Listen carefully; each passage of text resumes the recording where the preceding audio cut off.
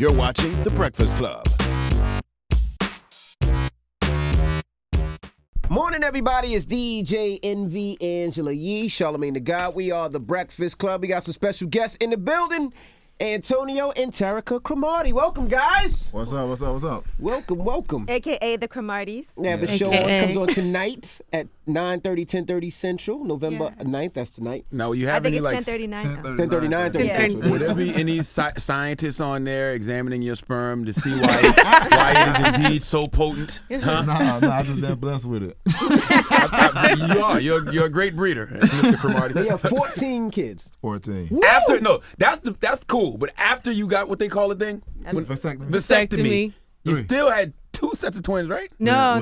One set of twins. Wow. Is that a lawsuit? Does that mean that something? No, it's not a lawsuit. They tell you beforehand it's not guaranteed. It's just like any other birth control that's not guaranteed. Right. Yeah, that's what you get for trying to get in the way of God's way. You know what I'm saying? God blessed you with the ability to do something and you try to change his ways. Not only that, you have twins. Yeah, they good though. No, that's great. Good. And the kids are so cute because I follow Terricka on Instagram, so I always get a chance to see. And I always did think that you guys would be great as a television show. Oh, thank you. Yeah. A lot of people always say our Instagram stories are like a reality show. So now we got the little 30-minute segment that's going to be a long Instagram story. Is that the natural transition for NFL players now? Because it feels like a lot of NFL players are looking to do things after football. I think everybody's trying to do something from broadcasting to people want to be acting to doing whatever. This is whatever trying to bring the money in. Mm-hmm. Now, I need to clear up a room. I was talking to my son, Logan. He's 13. And he was telling me that he didn't necessarily want to play in the NFL because he told me that the reason you don't play in the NFL is because you took a knee and the team got rid of you for taking a knee. Is there any truth to that? 100% true. Oh, really? Shit. I told him he was lying. So why wasn't your story as big as say Collins or somebody else? The thing about this, Colin took a knee, so he's the first person that took the knee. Mm-hmm.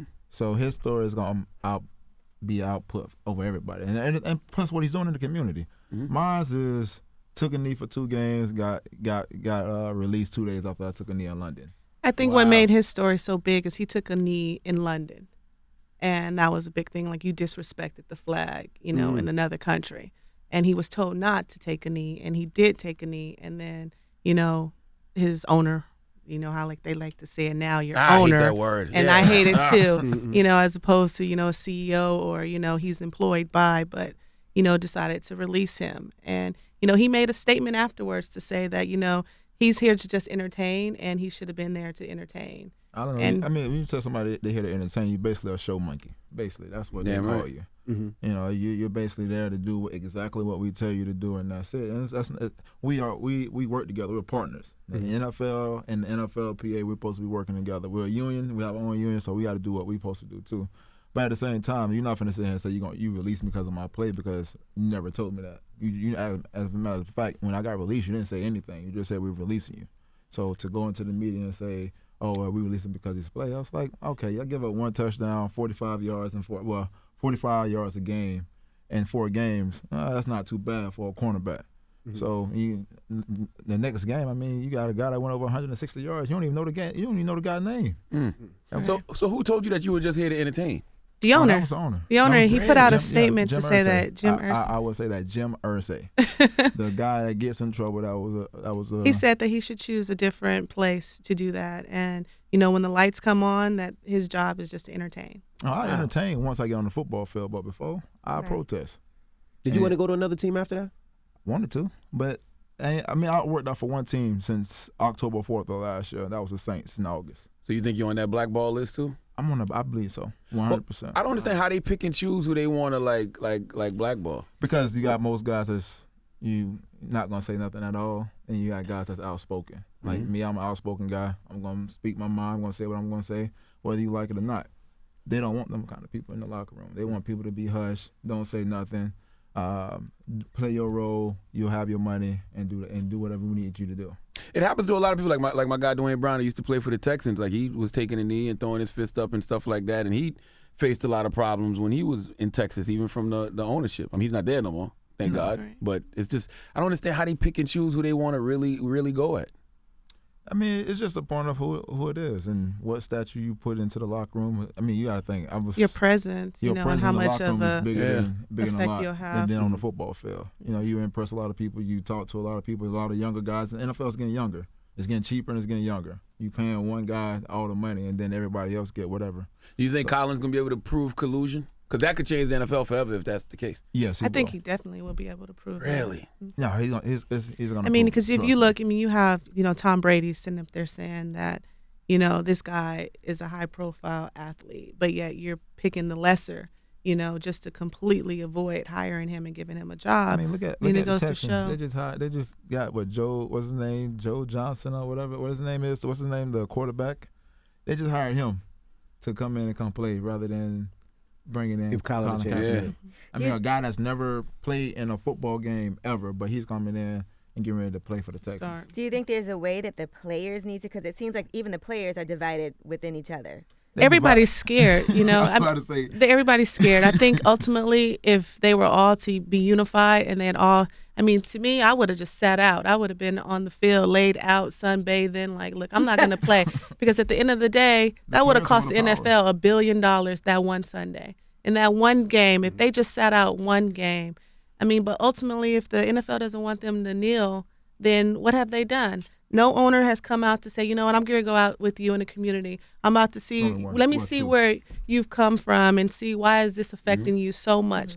Even with the abuse situation when, they were dealing with a lot of players with beating their wives. Yeah. The NFL came out with campaigns. You were seeing that before games about, stop the abuse, stop this. You see nothing when it pertains to police brutality on blacks. The NFL has not done anything. They could have got shirts together that say, we stand with our players or, anything to make it a unified thing where they had the players back and, they don't want to do that. They even got military commercials now. Exactly. I think a lot of players are nervous and scared because even I look at you. I don't think it's about being nervous and scared. I think it's a standpoint like this is the way they make their money. But right. Even with you got 14 kids, and the fact that you don't play NFL, like if you didn't have right investments, you could be in a strange situation. But he has 6 sons, and a lot of these NFL players need to realize that 75% black. You are black before you're an NFL player, and that's period. You're gonna get stopped, and you're gonna be treated a certain way. They're not gonna care that you play for the Saints. You know what I mean? None of that matters. At the end of the day, you're black before you're a football player, and at the end of the day, when you become a veteran. They're not going to be like, oh, you're a football player. You're still just going to be black. They're not going to care what team you played for, how many touchdowns you got, how many interceptions you got. You're black. Absolutely. Let me ask you a question. After you had the vasectomy, right? We're going back to this. We started off with this. I don't mean to abruptly change the subject. You're on his nuts so bad. But I'm thinking, after you had the vasectomy and then you had twins, what was your initial reaction? Like, what did you think to yourself when you Are they mine? That's what he said? No, he didn't. I ain't think nothing. I was just like, all right, cool. I was like, all right, I just roll with the punches or whatever. You didn't call the doctor back like, look, man, you ain't tight enough. No, I didn't. I'm gonna worry about it. Yeah. A lot of people feel as if, he didn't go back to get checked up. You're supposed to go back and get checked up. But this was 5 years after. Our son, was 5, at the time. And it just happened. Man plans, God laughs. And that was our situation, and we were blessed with, 3 more kids. Do y'all still go super raw now, though? Just, do y'all still get married? What is super raw? Not because as opposed to what is super raw as opposed to just raw? All right, raw. Y'all still go raw now? Because, y'all got 14. They're not going to use condoms. They're married. I don't know if they want 15. Nah, bro, we don't want none of that. See? We got enough, man. But if it happens, it happens. You really are like the real life version of She's Gotta Have It, though. And somebody put on the back of the car one time, stay off of her. Stay off of her. Stay off of her. Are all the kids on the show? No, all the kids are not on the show. Okay. Only because, a lot of kids live in different states, New Jersey, family law, the time in. And some of the parents, don't want the kids on the show, Right. I think once they see the style of the show and see how family oriented it is and see how it's an opportunity for their kid, we might have some that change their mind. And that's our hopes. You guys have said there's no baby mama drama on the show at all. Right? None. I'm not, for one, I'm from the South. Not that we don't have baby mama drama, but from Tallahassee. Okay. But I'm just saying, like, for me, I'm laid back. I don't have time for drama. I just chill. Whatever drama come, I just chuck out the deuce and keep going. I don't worry about it. How have you avoided it though? How many baby mamas you got? 7. Okay, that's God's number. Okay. How have you avoided having baby mama drama? Don't deal with it. I think ultimately the child's needs are met. The kids absolutely love Antonio, so it's kind of hard, to have that divide. But how do you deal with it? Yeah, I know, especially early on. I'm sure. I'm from East St. Louis. I set my standards pretty high from the beginning. Ultimately, my first child, is not Antonio's. Antonio raises my child, so I've been the baby mama. So I've just trying to be, that person they can come to. If he's not there, come to me. If there's something that you need. And I've set that bar, across the board with all the baby mamas. And, some want, me involved. Some just want to deal with him. But ultimately, I've just been like a tool for him, to be able to diffuse anything that may be going on. Because ultimately, he doesn't matter. The woman doesn't matter. It's the child that's going to, Was there any judgment on your part when you guys first got together? Like, this is yeah. Man, I got it bad. I mean, how did you know she was the one you wanted to marry, though? Man, put like this. 3 months into our relationship, well, we was friends for a year. 3 months into our relationship, we got up and just went to the courthouse and got married. So that's how it went. Now, Terricka, back to you, though, with the judgment. What were you going to say? I mean, I got a lot of backlash about it. Like, why would I be with him? He already has, kids. And, you're just going to be another baby mama. But we had a friendship, and I think that's something that he didn't have prior in those relationships. I mean, he was probably what you would call a man whore during that time. Wait, but he said 3 months. He made a face like, man whore. Yeah, you had 40 Well, we were friends. Oh, before the 3 months. Yeah, we were friends before the 3 months. So I kind of knew his situation, but I kind of knew the father he was. And I mean, I know a lot about his background. I know how he came up, and I kind of know how he ended up, with the amount of kids that he had and just being irresponsible during that time. But I didn't hold that against him. Did you ever wear condoms? Man, you know what, man? Shaw, man, you better leave me alone. Is it too hot in Florida for condoms? It's hot in South Carolina. Now, they gave you flack for not knowing all of your kids' names, right? Yeah, all right, so let's get to this. So you got to name them all 14. You got to name them right now. Let me kill that whole entire hard knock situation right now. First off, we did 4 or 5 takes. After practice, I was already done. I'm like ready to get the hell up out of there. So I was like, fuck it, I'll just go through it. And it made me look bad. That's just something that, if it's gonna make you look bad, don't do it. That's something you learn. And you just I left it alone. I mean, I wasn't worried about it. Like, shit tell you, shit like, you did this, you made us look stupid. I'm like, man, you don't calm down somewhere, man. It'll blow off. So he thought. It'll blow off. Man, good job, man. Yeah. Can you name them all now? I can name all my kids, man, but I'm not finna do it.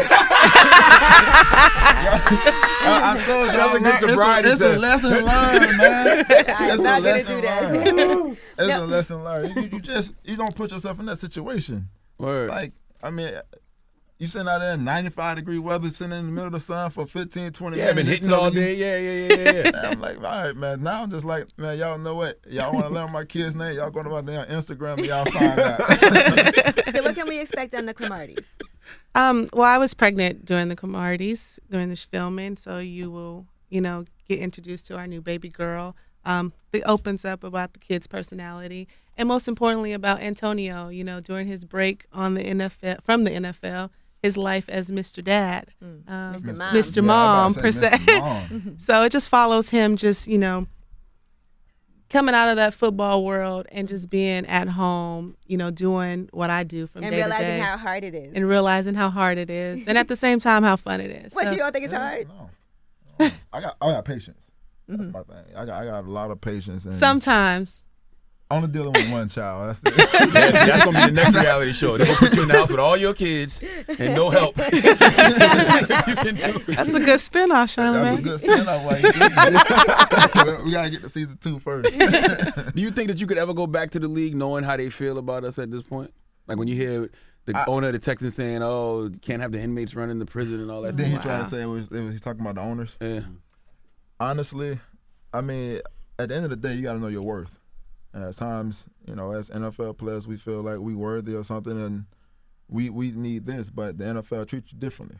You know, especially being the NFL is 75% black, but has not helped in the black community at all. You know what I'm saying? So, like my wife said earlier, you look at a situation where you talk about domestic violence, you talk about breast cancer, you talk about coaches having cancer, and you doing certain stuff for them. Why not fight for something that black man and that's part of your organization standing up for? Why not help them? I mean, it's only been 2 owners that's really helped, and that's the owner from Seattle, the guys that's in Seattle, and also Jed York, San Fran. Like, he already came out and said, look, I'm not telling my players not to kneel. I'm not going to tell them to do anything. I'm going to make sure I give them my support 100%, because he's looking at the problem not just from a white man's eyes, but as a black man. He's looking at this problem, understanding that, look, we have a problem in America where the system is screwed up. I mean, jails are filled 75 to 80% black.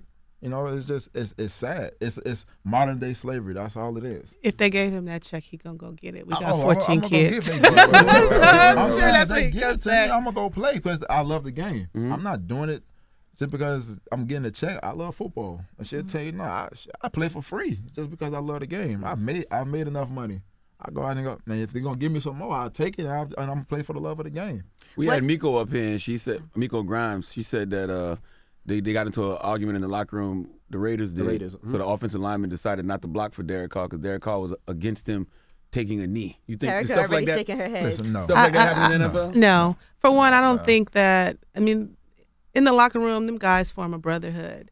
And I don't think that they would risk that man's life like that for the simple fact of his belief, because they're out there fighting for people, you know, to respect their beliefs. So at the same time, I think players, you know, do have a little bit of respect for, you know, the way other people feel. And I think ultimately that they're just trying to get America to see that too. Like, just respect me for my, you know, rights to protest. And if this brother don't want to do it, that's fine. But I think that's silly to say that, you know. Antonio, you think something like that has ever happened in football though? Only time I've ever seen that is in a movie. Yeah. I've never seen it where guys gonna go out and literally just not block for a guy and don't care for a guy. It's people gotta do their job. At the end of the day, everybody's graded every single game. So you going out there and go doing that, you bound to get cut. We gotta realize football is not guaranteed. Your contract's not guaranteed unless your contract's $60-70 million and you play quarterback and your name Tom Brady or any other quarterback name. You're not finna be there for long. It doesn't matter. Like, everybody's graded every single week. Your job is week to week. Matter of fact, it's day to day. And it's not how you go in. It's in the day to day. Them guys not gonna go out and gonna do that. Them guys trying to win a championship, something that the Raiders haven't done in I don't know how many years. Them guys are not finna go out there and hurt their franchise quarterback who they just paid over $100 and some million to, and say that, oh well, you know what? Since you're not gonna stand for us and do whatever, we just not gonna block for you. Ain't gonna happen. Marshawn Lynch is not gonna have it. That's how I feel. Right. What do you think about vocal wives, Antonio? Like, if you had a vocal wife like Miko, Terricka's vocal. She's vocal, but arguing at fans. she goes in. But you know what? She argues with statements. Like, she argues with a point of knowing exactly what she's talking about. Like, having a vocal wife that don't understand football or say they understand it and have a knowledge of it, and then they speak on something they really don't know about or say they know about, to me, it's dumbfounded, to be honest with you. Me and my wife had this conversation, and I was like, look, you just got to calm down with your talking. Like, you're not just a representative of yourself, but you're a representative of our whole entire family and myself too. Like, whatever you say could affect me. Like, that's one of the reasons, I've been honest with you, that's one of the reasons that Brent Grimes wasn't in Miami anymore. It wasn't because of his play, it was because of his wife. And I know that for a fact because I know the head guy that's up there. So it's the point, like, you can't always be vocal. Like, some things that you say, like, it's not only gonna hurt yourself and the product, but it's gonna hurt the person that's playing in the system too. Like that's what it's all about. Like, I mean, my wife said something got reported, and I'm just like, here we go again. I know. And I was like, the Jets had a bad game. I said they were playing like a Pop Warner team. That's the game I got roasted. But they in. were. They were. But that's the game I got roasted in. I mean, but it's like you look at it, and me and my wife, we had a conversation, and she left it alone. She let it be. You can't keep bringing that problem on your husband or your boyfriend or whoever it may be, because you want to be vocal about a situation. Like, be vocal about doing stuff in the community and doing other stuff. Like, build a brand up. Talk about that stuff between the wives or whoever you want to talk to, but you don't have to be vocal about it every situation that goes on. Right. Now, Terricka, you've been on TV before. You've done reality television. Did you watch her show when she was on E? I was on the show. Oh, you were? I remember. It was so long ago. It was 9 years ago. Because I remember that's when I first knew who you were. Now, how do you feel about making this return to television? Because how did you feel about doing reality TV before? Well, we first started reality TV. It wasn't, the Real Housewives of Atlanta wasn't on, Basketball Wives wasn't on. We were the original people who started it, and it was a different take on it.